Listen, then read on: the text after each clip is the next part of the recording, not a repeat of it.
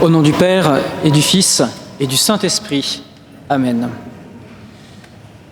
Bien, chers enfants, aujourd'hui, nous fêtons Sainte Thérèse de l'Enfant Jésus et de la Sainte Face, une religieuse carmélite qui est morte en 1897 et qui est docteur de l'Église. Alors, qu'est-ce que c'est qu'un docteur de l'Église ? Pour comprendre, souvenez-vous, les enfants, la dernière fois que vous êtes allés chez le docteur. Vous êtes tombé malade, et puis on est allé chez le médecin, on s'est fait examiner, et puis à un moment donné, le docteur s'est assis dans son bureau, il a croisé les mains, et puis il a dit d'un air très savant à votre maman, « C'est la grippe, madame ». Et là, maman a dit tout bas, « Ah, je le savais ». Un docteur, qu'est-ce que c'est ? C'est quelqu'un qui s'y connaît, quelqu'un qui connaît ce que c'est que les maladies. Mais en fait, le mot « docteur », ça ne s'applique pas qu'à la médecine. Il y a des docteurs en histoire, des docteurs en sciences, et il y a aussi des docteurs de l'Église. Qu'est-ce que c'est ? Vous voyez, c'est quelqu'un qui s'y connaît. Et ce qui est vrai pour le corps, vous voyez, pour les maladies, il est aussi pour l'âme. Il existe des maladies du corps et il existe des maladies de l'âme. Et bien, Sainte Thérèse, elle s'y connaissait particulièrement dans une maladie qui est la maladie de la peur de Dieu. Et pourquoi est-ce qu'elle est docteur de l'Église ? Eh bien, parce qu'elle nous a donné un remède pour guérir de cette maladie. Alors, qu'est-ce que c'est que ce remède ? C'est très simple. Il suffit de se jeter dans les bras de Jésus, comme font les petits-enfants avec leurs parents. Alors vous êtes déjà grands, regardez vos tout petits frères et tout petites sœurs, comment ils font. Vous allez comprendre quelque chose de ce que c'est que s'abandonner, que de ne pas avoir peur de Dieu. Alors voilà, les enfants, priez-la, parce qu'elle fait des très grands miracles de guérison et de conversion. Dès le jour de sa mort, ça a commencé.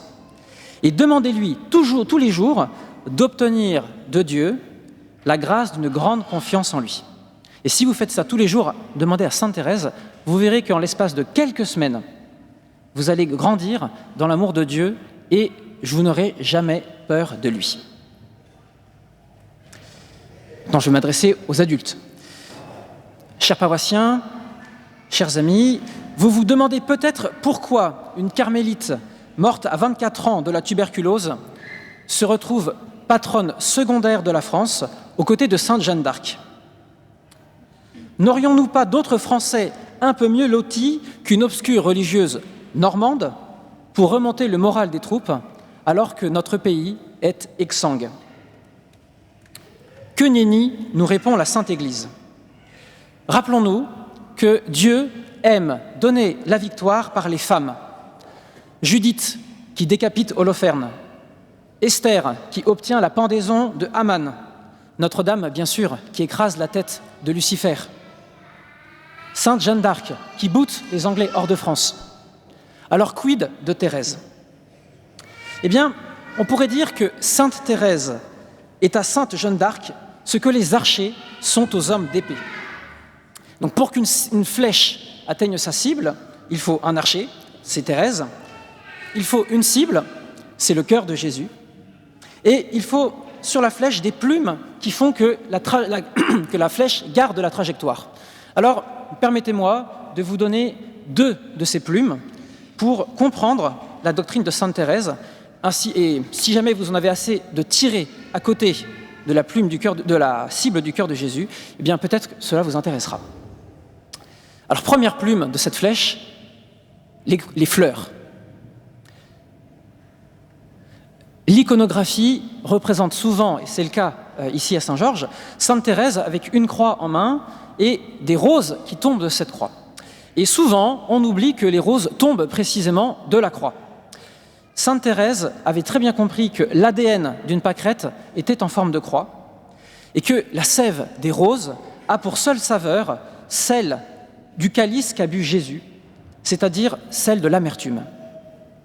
La pluie de roses qu'elle a promis après sa mort n'est rien d'autre que la continuité, mais dans l'éternité, de l'état d'esprit de sacrifice dans lequel elle était à la fin de sa vie. Ce qu'il faut comprendre, c'est que cette pluie de roses n'est pas réservée à Sainte Thérèse.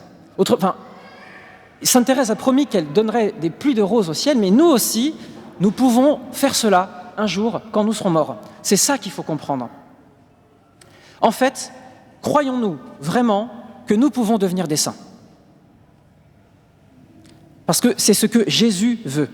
La vraie question que nous pose sainte Thérèse, c'est est-ce que tu veux, est-ce que je veux devenir vraiment un saint? Et voici ce qu'elle dit. Dieu ne saurait inspirer des désirs qu'il ne veuille exaucer, aussi puis-je, malgré ma petitesse, aspirer à la sainteté. Tout le monde ici se dit, et moi aussi, en fait la sainteté c'est trop pour moi. Et elle se disait ça aussi. Alors là, du coup, vous commencez à imaginer des pénitences effroyables à coups de cilice, de jeûne, de récitation de psaumes interminables. Or, la sainteté n'est pas proportionnée à la grandeur des pénitences.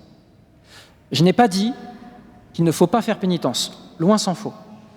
Mais seulement, et ça va être l'enseignement de sainte Thérèse à la fin de sa vie, ce n'est pas Dieu n'attend pas de nous des pénitences effroyables. En revanche, il attend de nous la mise bout à bout des petits sacrifices constamment offerts par amour.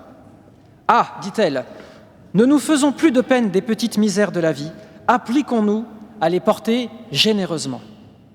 C'est très simple, c'est ça la clé. Par exemple, elle ne s'adossait jamais contre sa chaise, ne croisait pas les jambes et ne se plaignait pas lorsqu'elle était oubliée au réfectoire pour le dessert. Ça peut arriver si votre voisin, emporté par l'appétit, mange et oublie de passer le plat à sa droite ou à sa gauche. Elle ne disait rien. Et on peut trouver des tas de petits trucs qui ne mettent pas notre vie en danger et qui nous donnent l'occasion d'offrir. Ne pas saler ses plats, faire bonne mine et fréquenter sincèrement le temps d'une pause ce collègue qui t'agace. Saluer sincèrement la personne démunie qui est à la sortie de l'église. Offrir tes douleurs de dos. Remercier le Seigneur pour le caractère de ta femme ou de ton mari qui t'a rappelé déjà ce matin que la sainteté, ta sainteté, c'est pas encore pour aujourd'hui. Sans compter toutes les pénitences propres au XXIe siècle. Les visios soporifiques avec ton manager, les mails à n'en plus finir, les trajets qu'on peut faire sans écouteurs, les embouteillages qu'on peut offrir. Voyez, vous comprenez, il s'agit, avec amour, de passer d'un état où je m'offre des bouchons à un état où j'offre mes bouchons. Voyez, d'un seul coup, tous ces petits bouquets quotidiens, eh bien, à la fin de votre vie, ça fera quelque chose d'incroyable que vous offrirez à Sa Majesté.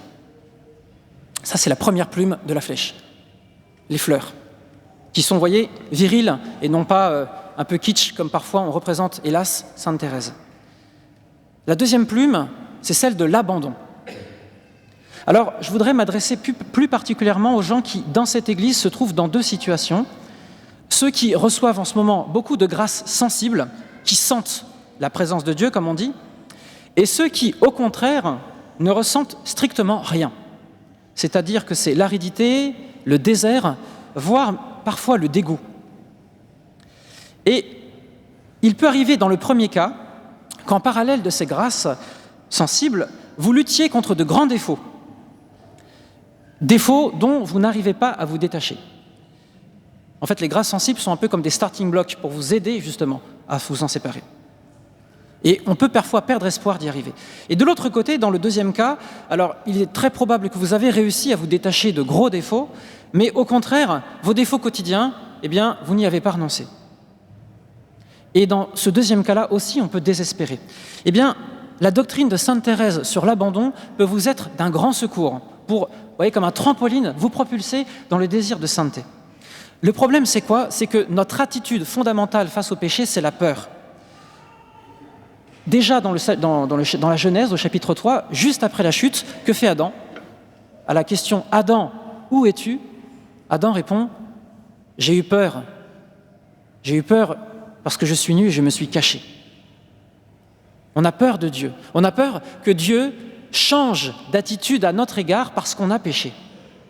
Mais Dieu ne change pas. Sinon, c'est plus Dieu. Et Dieu est amour. Donc Dieu ne change pas ses dispositions à votre égard, que vous ayez péché ou non. Et pour exprimer cette doctrine, sainte Thérèse compare deux attitudes. Elle prend l'exemple de deux enfants qui sont frères, tous les deux espiègles, et désobéissants. Ils font une ânerie, et ils voient leur père arriver. Le premier part en courant, bien conscient qu'il mérite d'être puni.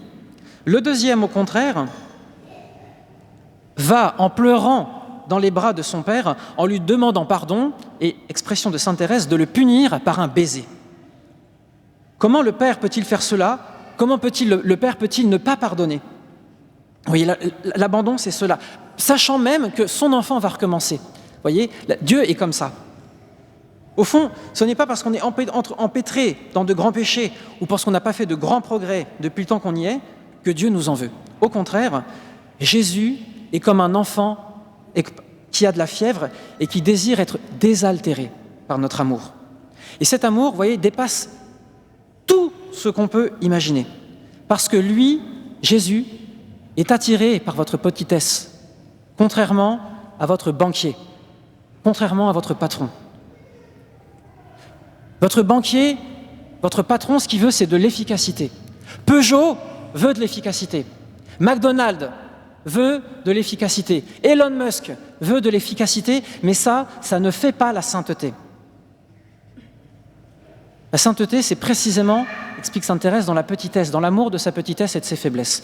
Alors, en pratique, au moment où vous allez communier, que vous communiez ou non, que vous alliez repêcher ou non, que vous sentiez la grâce ou non, livrez-vous sans réserve à son amour miséricordieux, sans réserve, avec la certitude qu'il veut faire de vous des saints. Et si vous n'avez pas ce désir, demandez-lui. L'abandon, le sacrifice, voilà ce qui fait que la petite Thérèse n'a eu aucun rayonnement de son vivant, mais que, immédiatement après sa mort, dans le monde entier, guérison miraculeuse, conversion, protection pendant la guerre, se sont enchaînés au point que moins de 30 ans après sa mort, elle était canonisée et elle avait son effigie dans toutes les églises, en particulier en France. Même le Padre Pio, qui a fait qui a confessé 5 millions de personnes, qui a fait des milliers de miracles de son vivant, même le Padre Pio n'a pas eu ce traitement de faveur. Chers amis, ne partez pas de cette église sans demander une grâce à sainte Thérèse. Mettez-vous à son école et bientôt vous direz avec elle « Je ne me repens pas de m'être livré à l'amour, au nom du Père et du Fils et du Saint-Esprit. Amen. »